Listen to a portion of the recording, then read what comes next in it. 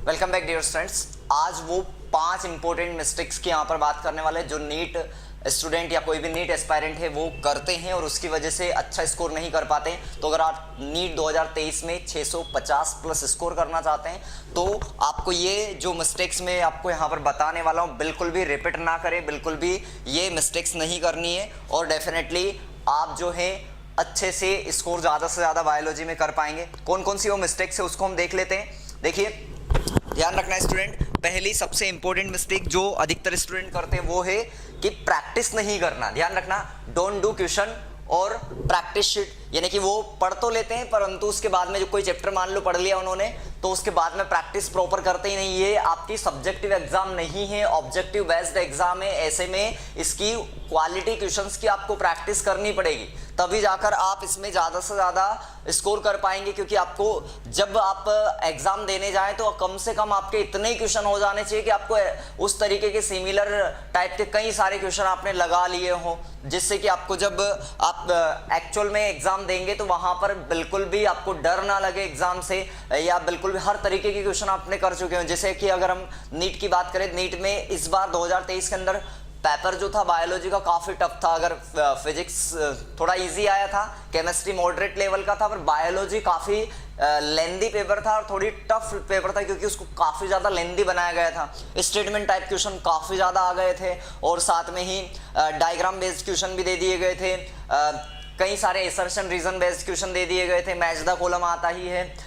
इस बार numerical type question भी biology में दे दिए गए थे। तो बायोलॉजी का क्वेश्चन लेंदी बनाया गया था। तो इस तरीके के लेंदी क्वेश्चंस की आपको प्रैक्टिस होनी चाहिए ताकि आप टाइम को भी मैनेज सही तरीके से कर पाए और साथ में ही प्रॉपर वे में पेपर को कर पाए। तो ऐसे में एक आपको इंपॉर्टेंट चीज बताने वाला हूं, आपको एक दिन में सब्जेक्ट वाइज कितने क्वेश्चन डेली करने चाहिए ताकि आपकी एक प्रैक्टिस प्रॉपर तरीके से हो जाए। ध्यान रखें, फिजिक्स के अंदर आपको हमेशा 50 क्वेश्चन डेली कम से कम करे ही करे आप। तो जो भी आपका चल रहा है अभी रेगुलर रूटीन में क्लासेस चल रही है, उसके बाद में आपको उस पर्टिकुलर टॉपिक में कम से कम 50 क्वेश्चन डेली एक टारगेट बनाइए और 50 क्वेश्चन डेली करिए। केमिस्ट्री के अंदर भी 50 क्वेश्चन डेली करिए आप।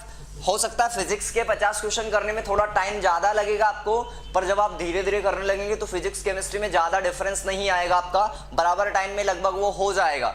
शुरुआत में स्टूडेंट को टाइम लगता है जब वो क्वेश्चंस करने लगते हैं स्टार्टिंग में, क्योंकि नीट वाले स्टूडेंट है, बायोलॉजी इनका मेन सब्जेक्ट, तो ऐसे में फिजिक्स से वो डरते हैं और इसके कारण फिजिक्स जो है उनमें ज़्यादा टाइम उनको लगता है शुरुआत में। पर जैसे जैसे आप प्रैक्टिस करने लगते हैं वैसे वैसे फिजिक्स भी आपकी नॉर्मल होती जाती है और उतना ही टाइम लगता है नॉर्मली जितना केमिस्ट्री या बायोलॉजी के क्वेश्चन में लगता है। ठीक है, क्योंकि बायोलॉजी के क्वेश्चन भी काफ़ी लेंदी होते हैं। बायोलॉजी में भी एक एक स्टेटमेंट को रीड करना पड़ता है तो वो भी काफ़ी लेंदी हो जाता है। बायोलॉजी के 100 क्वेश्चन आप जरूर करिए और बायोलॉजी में कोशिश करें 100 क्वेश्चन किस टाइप से आपको करना है, थोड़े स्टेटमेंट टाइप क्वेश्चन ज्यादा करें क्योंकि कंफ्यूजन हमेशा स्टेटमेंट टाइप क्वेश्चन में ही होता है। आप नॉर्मली और एक असर्शन रीजन टाइप क्वेश्चन की थोड़ी सी बढ़िया प्रैक्टिस करें।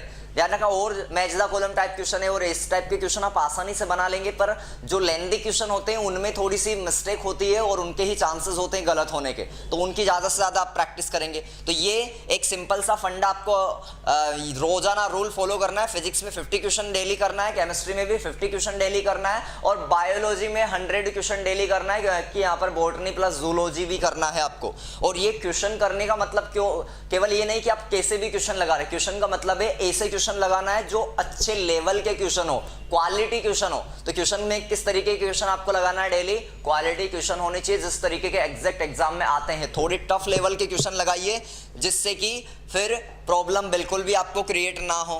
क्लियर है? अगली स्टेप्स पर हम बढ़ते हैं। नेक्स्ट स्टेप जो बहुत इंपॉर्टेंट है, सेकंड पार्ट, उस पर ध्यान देना है। क्लियर है? तो देखिए सेकंड वाला पार्ट क्या है। अधिकतर जो स्टूडेंट को यहां पर ध्यान देने वाली बात है, do not worry about backlogs. आप लगातार क्या करते जाते हैं, आपका सिलेबस आगे बढ़ता जाता है परंतु आपको चिंता ही नहीं रहती है बैकलॉग्स की। कई सारा सिलेबस आपका इकट्ठा हो चुका है, आपने कवर ही नहीं किया है और बाद में आपको टेंशन होती है कि सिलेबस कैसे होगा, मैंने इतने चैप्टर मेरे छूट गए इतने सारे, तो ये आपको टाइम टू टाइम करना पड़ेगा। इसके लिए एक बेस्ट फॉर्मूला मैं आपको बताने वाला हूं, अगर आप इस फॉर्मूले को फॉलो करते हैं तो डेफिनेटली आपके बैकलॉग्स भी पूरे हो जाएंगे और साथ में ही आप बहुत अच्छा स्कोर भी कर पाएंगे। क्या है वो फॉर्मूला, ध्यान रखना है स्टूडेंट, वो है CNPDRT रूल। क्या है, CNPDRT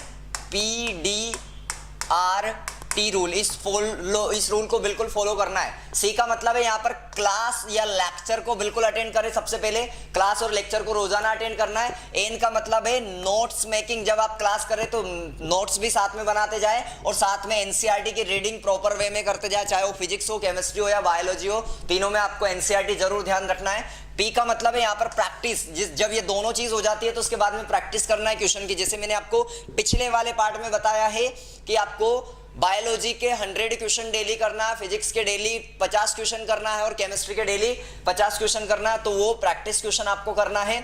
जब प्रैक्टिस के बाद में डाउट आए तो डाउट को सॉल्यूशन होना जरूरी, आपके टीचर के पास डाउट लेकर जाइए और टीचर डाउट जो है उनको सोल्व करिए और उसके बाद में सब चीजें हो जाती है, तब प्रॉपर पूरे चैप्टर का रिविजन होना चाहिए आपका, तो रिविजन करिए और उसके बाद में फिर आप वीकली टेस्ट देते हैं वो दीजिए, ऑनलाइन टेस्ट दीजिए, ऑफलाइन टेस्ट दीजिए, कोई कैसा भी टेस्ट दीजिए, पर फिर टेस्ट दीजिए। तो ये एक सीक्वेंस में होना चाहिए।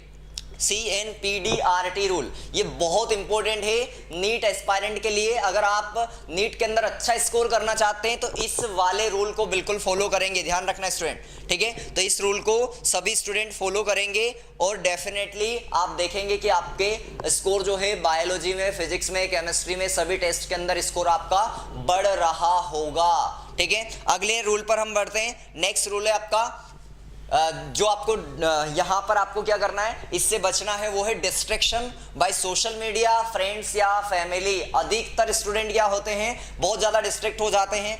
सबसे ज्यादा डिस्ट्रैक्शन जो है सोशल मीडिया से, आजकल फ्रेंड्स के कारण भी डिस्ट्रैक्शन है, आपके नए नए फ्रेंड्स बन जाते हैं कोचिंग सेंटर में, या फिर हम कहें कि कई सारे आपके फैमिली में भी फंक्शन वगैरह आते हैं, शादियों का टाइम चल रहा है। इन सबसे आपको डिस्ट्रैक्ट नहीं होना है, बच के रहना है। कैसे आप बच सकते हैं, सबसे अगर आपको यहाँ पर ध्यान रखना, मोबाइल फोन की अभी देखा गया है कि सबसे ज्यादा स्टूडेंट जो है आज के जनरेशन में वो मोबाइल फोन से डिस्ट्रैक्ट हो रहे हैं।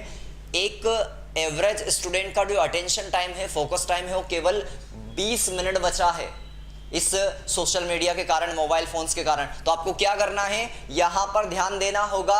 और जो भी स्टूडेंट जो कम स्मार्टफोन का, जिनके पास स्मार्टफोन नहीं है, उनका अटेंशन टाइम इससे 2 गुना ज्यादा, यानी कि लगभग वो 40 से 50 मिनट तक फोकस कर पाते हैं। परंतु जिनके पास मोबाइल फोन है, स्मार्टफोन है, वो केवल 20 मिनट तक ही फोकस कर पाते हैं, क्योंकि आपके तुरंत मोबाइल की रिंगटोन बज जाती है या फिर मैसेज आ जाता है और तुरंत आपका ध्यान भटक जाता है, ठीक है। तो आपको क्या करना है, मोबाइल फोन को एक सही डायरेक्ट, यानी कि एक आप बगल में रखिए, एक प्रॉपर टाइम दीजिए, एक दिमाग में रखिए कि इतने समय तक मेरे को मोबाइल में फोन में हाथ नहीं लगाना, उसके बाद में फिर मैं इतने समय इसको चलाऊंगा। जो भी आप करें, पर प्रॉपर एक डिसाइड करके चीजें करें, तब जाकर आप अच्छे से कर पाएंगे। क्लियर है। तो इन सभी डिस्ट्रैक्शन से आपको बचना पड़ेगा। ध्यान रखें, डिस्ट्रैक्शन जो है वो लाइफ में हमेशा आते रहेंगे, पर आपको क्या करना है, यहाँ पर साथ साथ में इनको अवॉइड करते हुए स्टडी पर फोकस करना पड़ेगा, अगर आप नीट में सिलेक्शन लेना चाहते हैं तो, ठीक है। अगले वाले इस पर हम चलते हैं। तो ध्यान रखना, ये 3 इंपॉर्टेंट अभी तक हमने पार्ट कवर किए हैं। अगला चौथा हमारा जो बहुत ज्यादा इंपॉर्टेंट है, सेटिंग बिग गोल्स या फिर टाइम टेबल। सबसे ज्यादा स्टूडेंट क्या गलतियां करते हैं, वो लगातार बहुत बड़े बड़े गोल बना लेते हैं। वो सोचते हैं कि आज मैं 4 चैप्टर कवर कर लूंगा, आज मैं 5 चैप्टर कवर कर रहा होगा, आज मैं 10 चैप्टर कर लूंगा। इस तरीके के बड़े बड़े गोल्स वो बनाते हैं और बड़े गोल्स की वजह से वो बड़े गोल्स तो कर ही नहीं पाते, साथ में ही उनका डीमोटिवेट भी लगातार हो जाते हैं सभी स्टूडेंट। तो ध्यान रखना, आपको हमेशा जो बड़े गोल है वो हमेशा डीमोटिवेट करेंगे, क्योंकि अगर वो आपसे हासिल नहीं होंगे तो इसलिए यहां पर मैं आपको सजेशन दूंगा कि सारे जो आपके गोल्स हैं उनको छोटे छोटे स्प्लिट करिए गोल को। तो गोल्स को स्प्लिट करिए और छोटे छोटे गोल्स को अचीव करिए। छोटे गोल्स हमेशा आपको मोटिवेट करेंगे, हमेशा एनर्जेटिक रखेंगे, बड़े गोल्स हमेशा डीमोटिवेट करेंगे, क्योंकि वो आपसे पॉसिबल नहीं है। आप जब आप एक दिन हासिल कर लोगे बड़े गोल को, लगातार आप नहीं कर सकते, क्योंकि आप इतने ज्यादा ऑनेस्ट नहीं हो। फिर आपको इतना ज्यादा ऑनेस्ट होना पड़ेगा